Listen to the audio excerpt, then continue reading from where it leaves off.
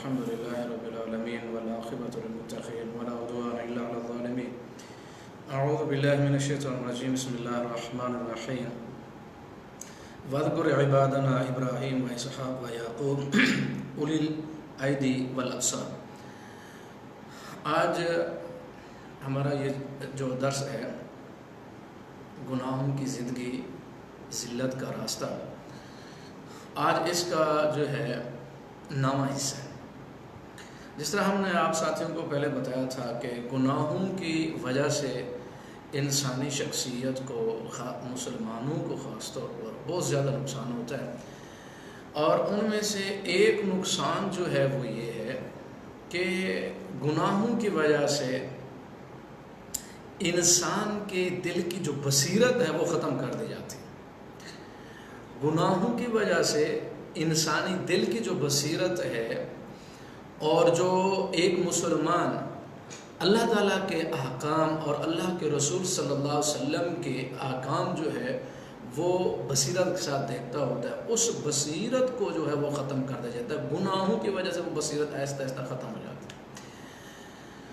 اب یہ بات یاد رکھیں کہ انسانی کمال یہ ہے، انسانی شخصیت کا کمال دو صفات کے اوپر ہے. انسانی شخصیت کا کمال جو ہے دو صفات کی وجہ سے ہے. وہ صفات اگر دو پائی جاتی ہیں تو وہ انسان کمال کا انسان ہے. اس جیسا کمال کسی انسان کے پاس نہیں. اور اللہ رب العزت نے تعریف کی ان انسانوں کی اور ان شخصیات کی کہ جن کے اندر وہ دو صفات پائی جاتی ہیں، اور وہ صفات جو ہیں انسانی کمال کی تکمیل، بالکل اکمل انسان ہے جس کے اندر وہ دو صفات کٹ کٹ کے بھری. نمبر ایک، باطل سے حق کو پہچان کرنا، یعنی حق کی پہچان کرنا یہ انسانی صفات میں سے سب سے اعلیٰ ترین صفت ہے. اور حضرت عمر رضی اللہ تعالی عنہ ارشاد فرمایا کرتے تھے کہ جو انسان باطل کو نہیں سمجھتا وہ حق کو، شریعت کو ایک ایک کر کے توڑ دے گا. تو کہنے کا مطلب یہ ہے کہ سب سے پہلی جو صفت ہے وہ ہے حق کی پہچان، اور یہ اعلیٰ ترین صفت ہے ایک انسان کی. دوسری صفت وہ ہے جب حق کو انسان پہچان لیتا ہے، پھر اس کی تنفیذ، قوت، طاقت اپنے اوپر اور اپنے غیر کے اوپر، اپنے اوپر اور دوسری مخلوق کے اوپر حق کی تنفیذ، یہ دو صفات انتہائی کمال کی صفات.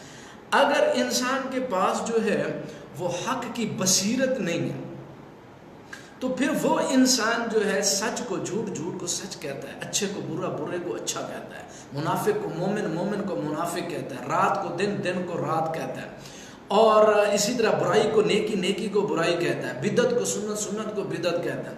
یعنی حق کی پہچان نہیں ہے تو پھر آپ ایسے سمجھیں کہ اس کے اوپر ایسی رنگین اینک ہے اس کی آنکھوں کے اوپر کہ اس کو ہر ایک چیز پینٹ شدہ لگتی ہے.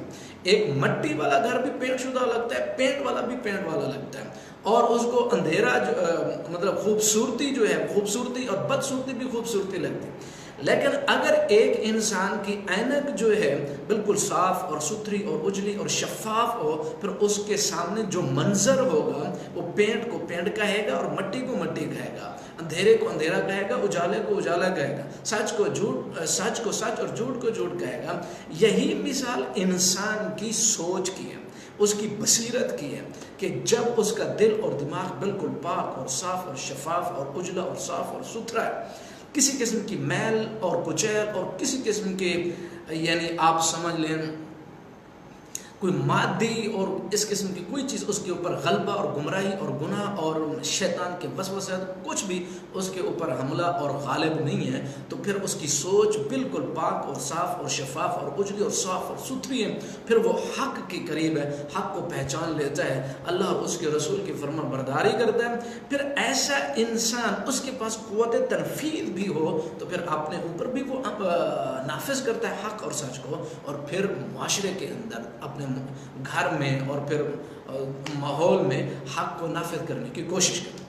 اگر یہ دونوں چیزیں نہیں ہیں تو پھر انسان دل گناہوں کی وجہ سے یہ بصیرت جو ہے بالکل ختم کر دی جاتی ہے. اللہ تعالیٰ تعریف کرتے ہیں حضرت ابراہیم علیہ السلام اور انبیاء کے متعلق، فرماتے ہیں وَاذْكُرْ عِبَادَنَا ابراہیم، آپ ہمارے ابراہیم کا، اسحاق کا، یعقوب علیہ السلام کا آپ ذکر کریں. سنیں اللہ تعالیٰ نے کیا ارشاد فرمایا، اُولِي الْأَيْدِي، طاقت والے تھے، قوت تنفیذ تھی، اور دوسرا والابصار، بصیرت تھی، حق کو جانتے تھے. حضرت ابراہیم علیہ السلام کے بارے میں آپ سارا کچھ پڑھیں تو ساری کی ساری امت، سارا کا سارا معاشرہ اور سارا خاندان اور ملک اور وطن سب کچھ مخالف تھا. تو وہ کیا کہتے تھے کہ میرا رب جو ہے مجھے ہدایت دے گا.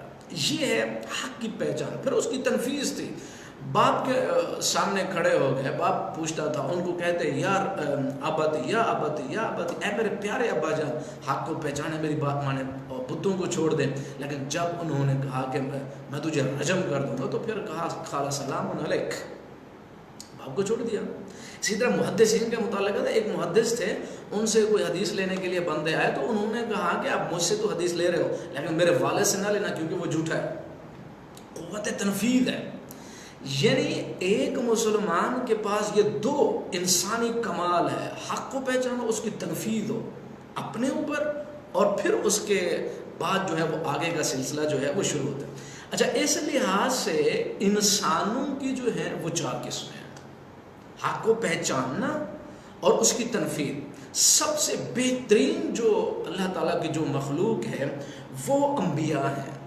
انبیاء حق کو پہچانتے تھے اور پھر اس کی قوت تنفیذ اپنے اوپر اور پھر معاشرے. انبیاء یہ سب سے اعلیٰ ترین اللہ تعالیٰ کی مخلوق ہیں. اس کے بعد وہ لوگ ہیں نمبر 2 بالکل الٹ ہے.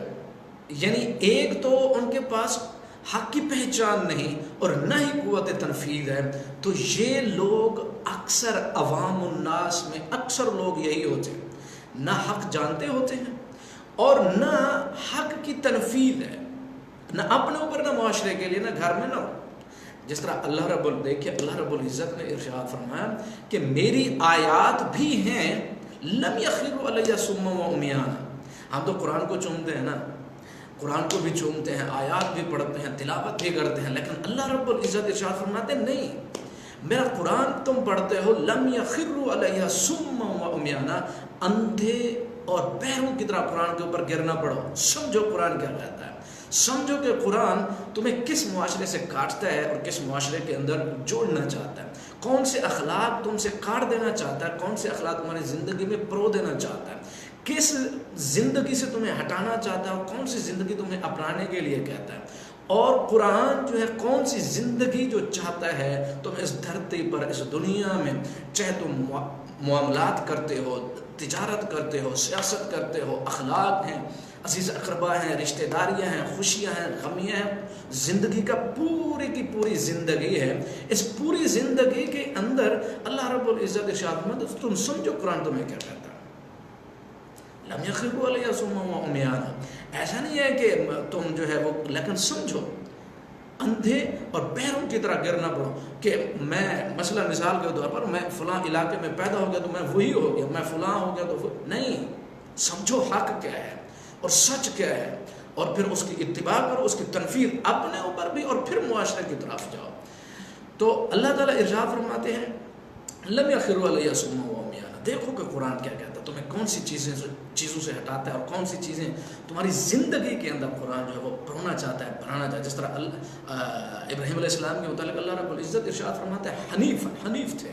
حنیف کا مطلب کہ ایک طرز زندگی کو انہوں نے بالکل کاٹ کر کے رکھ دیا اور دوسری طرز زندگی کے اندر وہ جوڑ گیا. ہر ایک چیز چھوٹی سے لے کر بڑی تک یہ حق کی پہچان ہے، پھر اس کی تنفیذ ہے.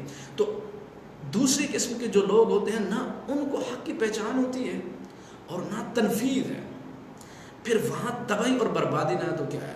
کیونکہ ایسے انسانوں کی زندگی میں سچ جو ہے وہ جھوٹ ہے، جھوٹ سچ ہے. ظالم جو ہے وہ عادل ہے اور عادل جو ہے وہ ظالم ہے. منافق جو ہے وہ مومن ہے، مومن جو ہے وہ منافق ہے. پھر اندھیر نگری ہے، ظلمت ہی ظلمت ہے جو حق کو نہیں پہچانتا، وہ اپنے کو غیر اور غیر کو اپنا سمجھتا ہے. منافق کو مومن اور مومن کو منافق سمجھتا ہے، دشمن کو دوست، دوست کو دشمن. یعنی آپ ایک بات یاد رکھیں کہ اس دنیا کے اندر سب سے مشکل ترین جو کام ہے وہ یہ سمجھانا ہے کہ سچ کیا ہے، جھوٹ کیا ہے، خالق ہے، مخلوق ہے۔ اللہ کے رسول صلی اللہ علیہ وسلم 13 سال کی زندگی مکے کے اندر آپ صلی اللہ علیہ وسلم نے یہی تو سمجھایا کہ تمہارا خالق کون ہے، یہی تو سمجھایا مرنے کے بعد تم نے اٹھنا ہے، یہی تو سمجھایا کہ میں پیغمبر اور نبی اور رسول اور صادق الامین ہوں۔ 13 سال کے کتنے لوگ مسلمان ہوئے، کتنے بندے آئے۔ مشکل ترین کام انسانوں کو ان کے غلط معبودان سے اور ان کی غلط سوچوں سے، ان کے غلط تصورات سے، غلط نظریات سے اور غلط قسم کے رسم و رواج سے نکالنا اور ان کو سمجھانا کہ حق اور سچ کیا ہے، یہ سب سے مشکل ترین کام۔ اور اسی وجہ سے کمال بھی اسی کے اندر ہے کہ جو حق کو پہچانتا ہے اور پھر اس کی تنفیذ کی قوت اور طاقت ہے، وہ کمال اور پھر وہ اکمل اور مکمل انسان وہ اللہ اور اس کے رسول کے بہت زیادہ کرے گا۔ پھر تیسری قسم جو ہے وہ یہ ہے، بصیرت تو ہے، معرفت تو ہے، لیکن تنفیذ نہیں ہے، تنفیذ کی طاقت نہیں ہے، نہ اپنے اوپر، نہ گھر میں، نہ معاشرے میں، اور نہ اس کی دعوت ہے، کوئی بھی نہیں ہے۔ یعنی جانتا تو ہے حق کیا ہے، سچ کیا ہے، جھوٹ کیا ہے، منافقت کیا ہے، اچھا کیا، برا کیا، اندھیرا کیا، اجالا کیا، لیکن کرنا نہیں۔ کیوں؟ کیونکہ ایسا انسان جو ہے اپنی شہوات اور نظریات اور خیالات پتہ نہیں کہاں کہاں گم، اور پھر ایسی زندگی میں سکون ناممکن ہے، سکون ناممکن ہے، دل کا سکون نہیں رہتا۔ چوتھی قسم جو ہے وہ یہ ہے، قوت تنفیذ تو ہے، بصیرت نہیں ہے۔ یہ بہت بڑی مصیبت ہے، بہت بڑی مصیبت۔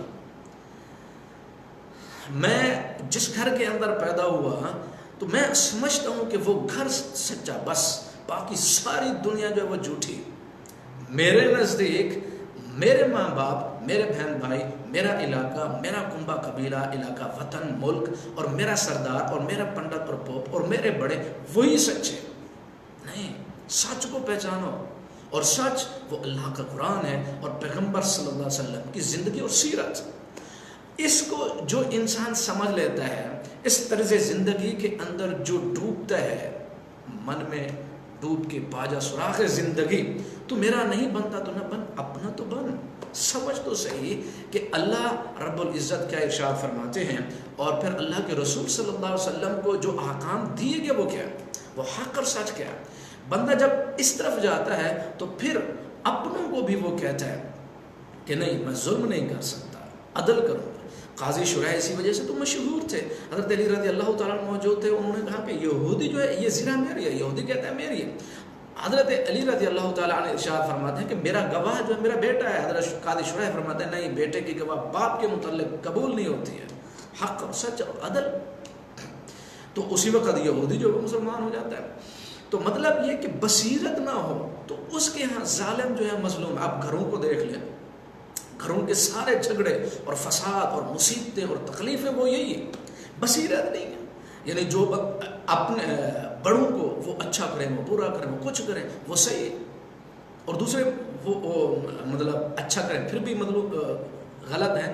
یعنی مسلمان کو ساری کی ساری جو زندگی ہے، اگر بصیرت نہیں ہے، وہ حق باطل سے حق کو نہیں پہچان سکتا، وہ اندھیروں میں اجالے کو تلاش نہیں کر سکتا ہے، وہ اپنے لوگوں میں یعنی منافقت کو نہیں دیکھ سکتا ہے، اچھائی اور برائی کے اندر تمیز نہیں پیدا کر سکتا ہے، خالق اور مخلوق کے اندر تمیز اس کو پہچان نہیں ہے، اور وہ ایمان والے مسلمان وفادار اور غیر وفادار اور بے وفاؤں کے اندر وہ تمیز پیدا نہیں کر سکتا ہے، اپنے اور غیر کے اندر اس کو دشمن اور دوست کی پہچان نہیں، اندھیرے اور اجالے کی پہچان نہیں، پھر وہاں ظلمت، تباہی، بربادی کے علاوہ کچھ نہیں ہو سکتا۔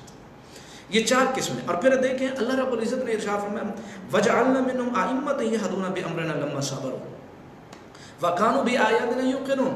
دنیا کی لیڈ جو ہے، ہم لیڈر بناتے کس کو ہیں؟ 2 صفات۔ ہم لیڈر کس کو بناتے ہیں؟ عوام الناس کی جو لگام ہے ہم کس کو دیتے ہیں؟ کس کو ہم بڑا بناتے ہیں کہ جاؤ تو ان لوگوں کو ہمارا حکم دو، ہمارا حکم پہنچاؤ ان کو، سچ اور حق ان کو بتلاؤ۔ کون لوگ ہوتے ہیں؟ یہدون بامرنا، ہمارے وہ راستہ دکھاتے ہیں لیکن ہمارے حکم کے مطابق، لما صبروا، جب وہ صبر کرتے ہیں، وکانوا بآیاتنا یوقنون، ہماری آیات کے اوپر ان کو تیقن اور یقین۔